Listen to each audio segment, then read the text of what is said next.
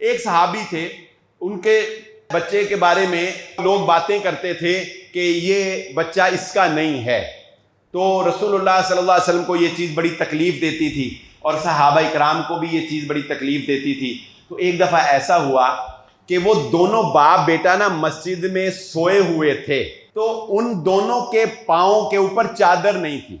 सोते में इंसान के पाँव से चादर सिर जाती है ना, पाँव पे चादर नहीं थी। ये भी एक नॉलेज है जो कि तजर्बे से बुजुर्गों को पता लग जाता है कि ये बच्चा किसका है। तो एक इस इल्म का माहिर था जो मुशाबहत को पहचान लेता था। वो अल्लाह के नबी सल्लल्लाहु अलैहि वसल्लम के साथ कहीं गुजरा मस्जिद नबवी में, तो उसने जब देखा तो उसने कहा ये बाप बेटे के पाँव। तो नबी सल्लल्लाहु अलैहि वसल्लम को इस बात से बहुत खुशी हुई। यानी समझ लें कि वो एक डीएनए टेस्ट ही था ना, कि डीएनए टेस्ट अगर कह दे कि ये बाप बेटा है तो उसकी बात का एतबार होगा।